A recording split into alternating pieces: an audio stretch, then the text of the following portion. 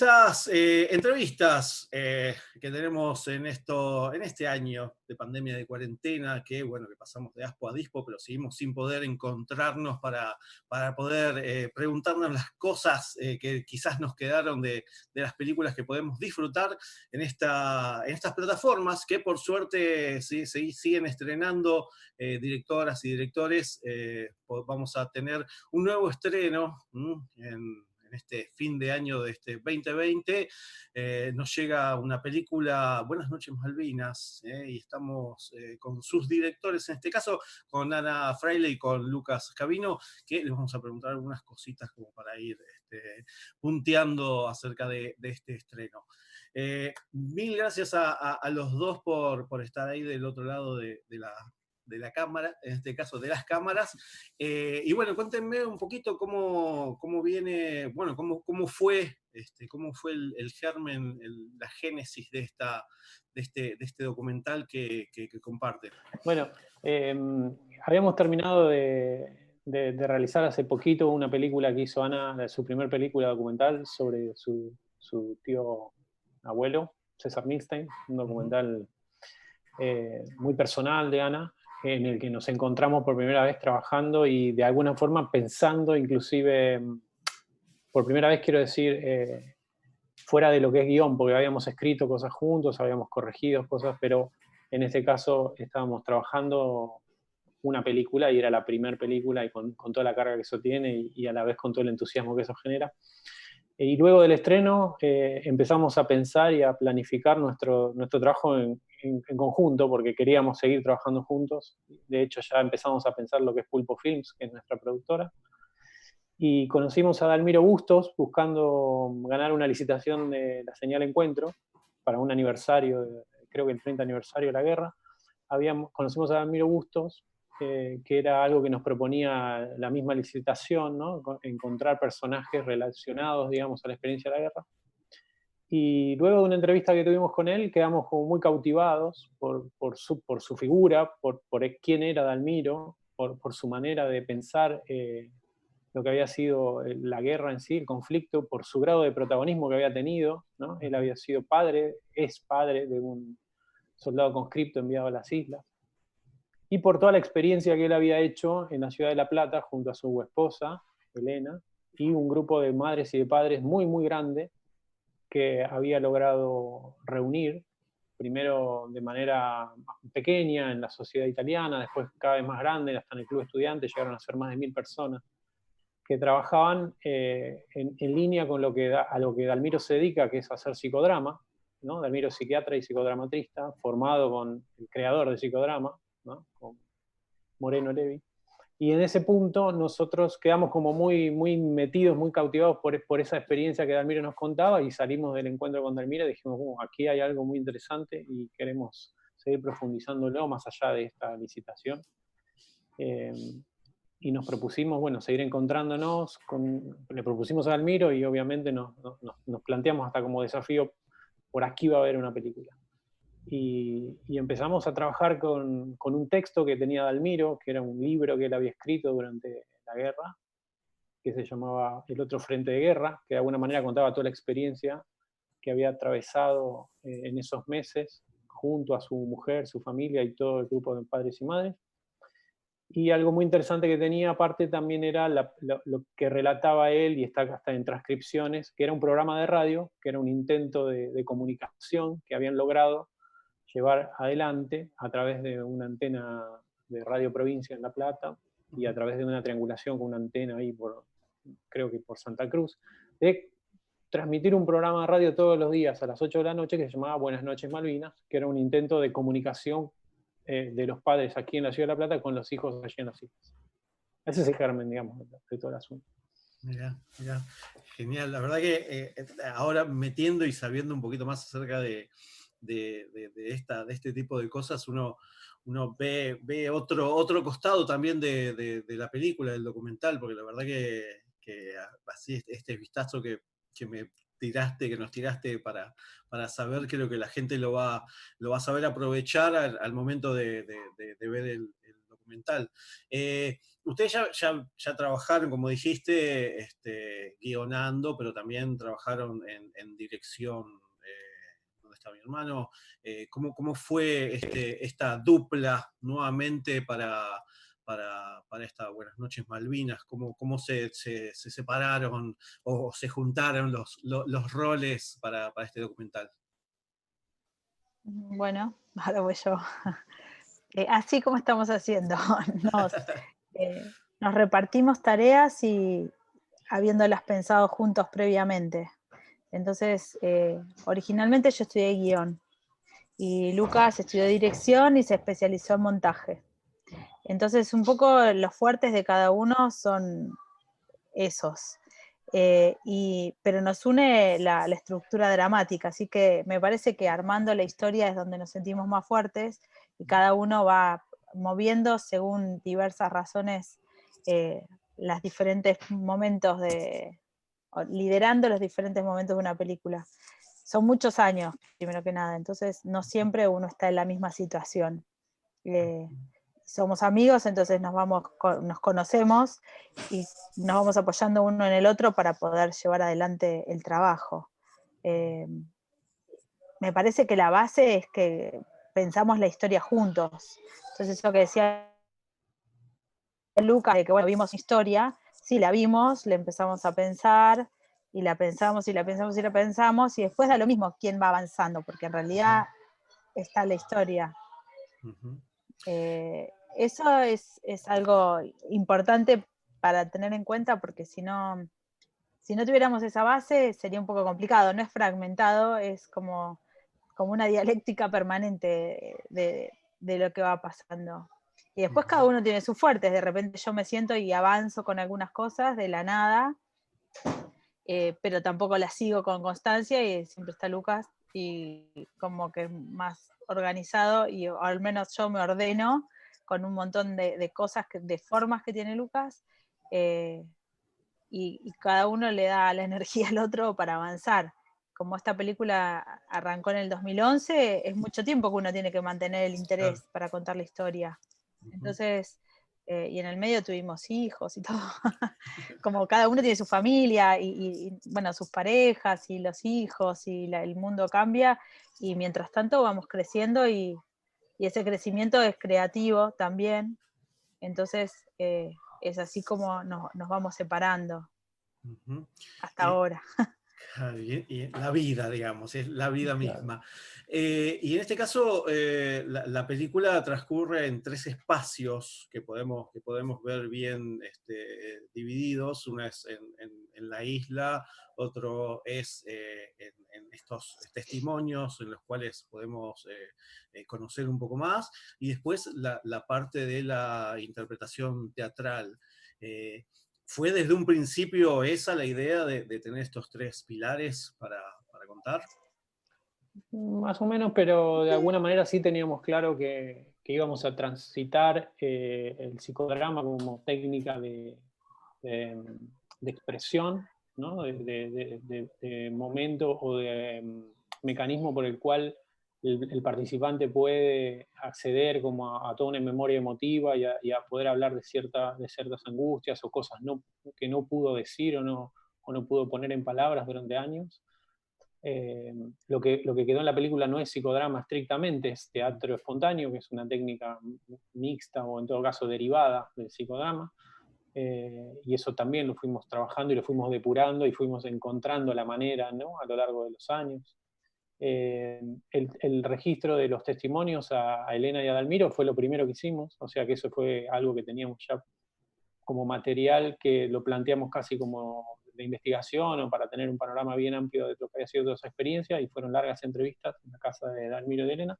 Y lo último que registramos fue las islas, que teníamos como idea inicial la intención de que esas imágenes de las islas y esos registros de las islas estuvieran, sí, en combinación con texto, con un libro que escribió el propio Fabián al regreso de las islas, que es un libro de crónicas, se llama Crónica de un soldado, es un texto hermoso, porque tiene una mirada muy, muy particular, muy distinta a lo que habitualmente uno lee. en relación al conflicto, cero bélica, totalmente antibélica en realidad. Y que de hecho, como proyecto y como plan, tenemos para el año que viene con Anita hacer reedición de ambos libros en versión digital para poder distribuirlo a través de la Universidad de La Plata, ¿no? Que es como un complemento muy interesante y muy rico a la hora de poder cotejar entre lo que está escrito y lo que está en imagen que nosotros pudimos registrar, ¿no? Esas serían como las 3 líneas, y eso de alguna manera lo teníamos en el trayecto y en el transcurrir, y al conocer primero a los hermanos, ¿no? A Elena y a Javier, finalmente, por el entusiasmo que produce el hecho de la interacción, Javier quiso volver a las islas, ¿no? Y Javier se volvió protagonista, inclusive de parte de la película estando allí en las islas, justamente al transitar las huellas que el hermano había dejado casi 40 años atrás, ¿no? Y los textos entonces estuvieron en combinación con la experiencia de Javier en las islas, ¿no? Y en este caso estabas contando de los textos, el libro, y en la película esos textos, esos relatos tienen una voz, que es la de Rafael Spregelburg. ¿Cómo, ¿Cómo se les ocurrió esa voz? Porque me imagino que mientras uno va, que es lo que nos pasa a todos los que leemos las cosas, uno siempre nos imaginamos las voces cuando pasan las letras por nuestra cabeza. ¿Cómo llegó Rafael a la peli? Rafael llegó porque estamos desarrollando una ficción hace unos años y queríamos presentarla al Instituto de Cine. Y uno de los actores que queríamos que interprete uno de los personajes era Rafael. Entonces le alcanzamos el guión para que lo lea y a mí me tocó hablar por teléfono. Así fue, ¿no, Lu? Sí, creo. sí. Y hablamos por teléfono sobre el personaje de la película, ¿no? Que es una ficción. Y nunca lo había visto personalmente, así, para hablar. Solamente fue la voz. Y cuando estábamos pensando, bueno, ¿qué voz será? ¿Cuál podría ser? Yo dije, mirá, yo lo escuché hablar y me pareció que estaba buenísimo en la voz. Además de que uno lo ve actuar y que lo conoce como profesional, pero no sé, tenía como muy presente la voz. Quizás uno de los actores, actrices, cuando estás eligiendo, es más la cara. Claro. Y las voces también, pero es un poco más, la memoria sonora es diferente y no todo el mundo tiene esa capacidad. Pero bueno, yo ahí había hablado hacía poquito, así que le comenté a Lucas y lo llamamos y le dijimos, ¿te gustaría probar? Porque estamos haciendo un tráiler, viendo, y dijo, sí. Y entonces se acercó a probar y probó un par de textos nomás que habíamos seleccionado para ver cómo quedaba. Porque también fue una cuestión de prueba y error, ¿no? Como intentar ver cómo queda y después volver para atrás. Y nos gustó, y después cuando hicimos la grabación definitiva, que fue después de haber ido a las islas, ¿no? Porque él ya la hizo sobre las imágenes de verdad que iban. La primera demo había sido sobre imágenes que nosotros habíamos conseguido de Malvinas, pero no estaban muy buenas. Y la segunda fue sí, con más textos, más completo y ya con una visión de la película entera. Y así fue que llegó. No sé, fue como medio de carambola, pero nos pareció que estuvo muy bien la elección de Rafael. Sí, después fue complicado encontrar el tono, ¿no? Bueno, más que complicado, como sutil, ¿no? Porque encontrar la manera de entonar ciertas cosas para ciertas escenas, ¿no? De hecho, a la hora del registro, a veces Rafael lo que hacía era lo hacía con diversas intenciones, como para después, en la hora de la edición, poder elegir cuál era el que mejor se amoldaba a las imágenes. Eso está, la verdad que es muy talentoso Rafael, y muy expresivo, ¿no? Y a veces usaba silencios o pausas, incluso al momento del registro, que ya de por sí vos te permitía imaginar de qué manera usarlo. Estaba buenísimo. fue, digamos, un buen complemento como para agregarle a la película. Sí, porque era la voz de Fabián, ¿no? No era algo, era importante para nosotros quien relatara eso.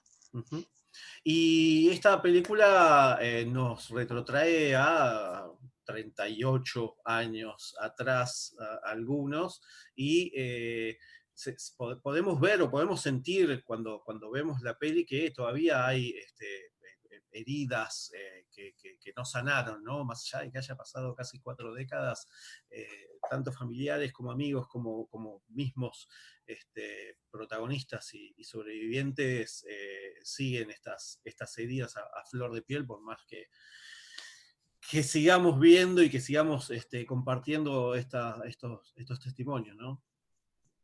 Sí, tal cual. Bueno, a nivel general, aquello de lo que no se habla mucho, ¿viste? Persiste dentro de uno y persiste como algo que sigue siendo doloroso, que sigue siendo perturbador, de acuerdo a la manera en que cada uno, digo en lo individual, pero después en lo colectivo, sí, en lo colectivo, digamos, me parece que hay algo que no, de lo que no está muy hablado, ¿no? Hay sensaciones como también hasta contradictorias con respecto a la experiencia de la guerra, a cómo hay discursos de cómo se vivió y de alguna forma cómo quiénes fueron los que estuvieron en la guerra, ¿no? O que fueron entre el discurso de victimizador, ¿no? De pobrecitos, de los chiquitos que fueron a combatir, a los héroes de guerra, englobando hasta genocidas, ¿no? O sea, como que hay cosas muy contradictorias. De hecho, la guerra de Malvinas posibilitó de alguna forma el retorno a la democracia. Entonces hay como muchos cruces, muchas cosas que a nosotros nos parecía interesantes, ¿no? Como para poder abordar una película sobre la temática, ¿no? Y además como cuenta en cierto momento la película misma, este adormecimiento de la gente que uno lo escucha de los protagonistas y lo sigue viendo y lo sigue sintiendo en estos tiempos también, ¿no? Sí, esa frase lo dice Fabián y justamente es al final, hacia el final de la película, lo que dicen en el grupo de teatro y también el hermano. Ninguno de los dos sabía que iban a elegir esa palabra. Son palabras en el aire que eligieron como cierre de la sesión de teatro espontáneo. Nosotros ya teníamos la entrevista de Fabián y ya sabíamos lo que él había dicho de cuando andaba en colectivo y sentía que la gente estaba toda adormecida. Eso lo sabíamos Lucas y yo. Para mí en el momento en que ellos eligieron cerrar eso, porque esa es la última palabra que dicen, si bien nosotros lo repetimos muchas veces y termina de una manera, pero fue lo último que dicen.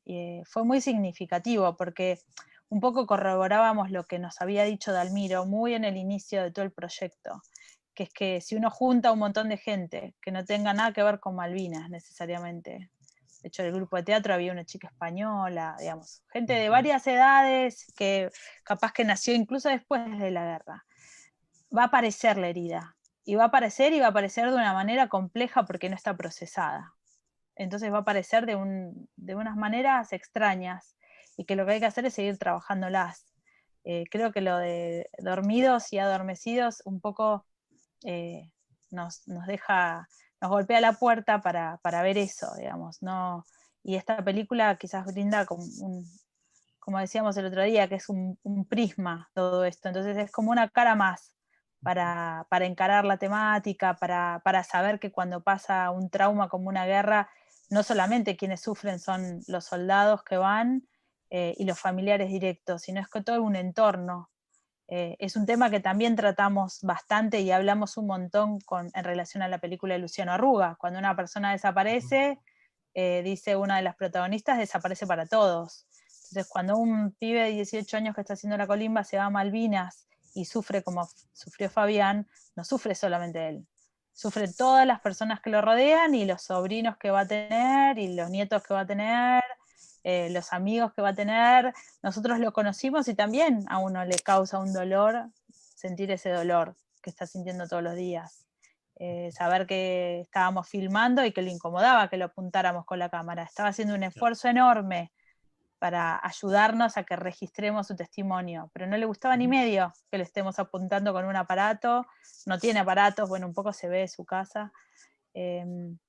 Y todo ese dolor que todavía está ahí latente, es importante desenredarlo. Una película es una película nada más, pero bueno, es un aporte más, un granito de arena para eso. Sí, y en este caso creo que es de ese tipo de películas que nada, uno compartiría en alguna clase en las escuelas como para que también se vea de diferentes maneras, sacando un poquito de lugar lo que siempre vemos de Malvinas y de la guerra en este caso. Les agradezco muchísimo por la entrevista, no les quito más tiempo, quería agradecerles y consultarles si en estos tiempos de pandemia y cuarentena, que uno quizás tiene un poco más de tiempo, ya están preparando algo nuevo para mostrar, algo después de este IGE que tienen, que ahora a fin de año va a tener su camino, lo van a tener que soltar ya. Sí, bueno, cosas nuevas y cosas que venimos ya trayendo de años anteriores, que estamos dándole forma final o encauzándolas para llevarlas a producción, cosas que ya tenemos avanzadas un poco en producción y estamos ahora formalizando acuerdos para poder terminar de filmar o para poder... hay varios proyectos, sí, sí. Bien. Y por suerte eso nos falta. Que siga así entonces, que siga así. Sí. Y más con la productora que tienen en conjunto. Bueno, les agradezco muchísimo la entrevista y bueno, esperemos que el año que viene poder, los años venideros, poder seguir viendo sus producciones para poder disfrutar del buen cine. Así que bueno, mil gracias a los dos. Bueno, muchas gracias. Gracias, Pablo. Hasta luego. Gracias.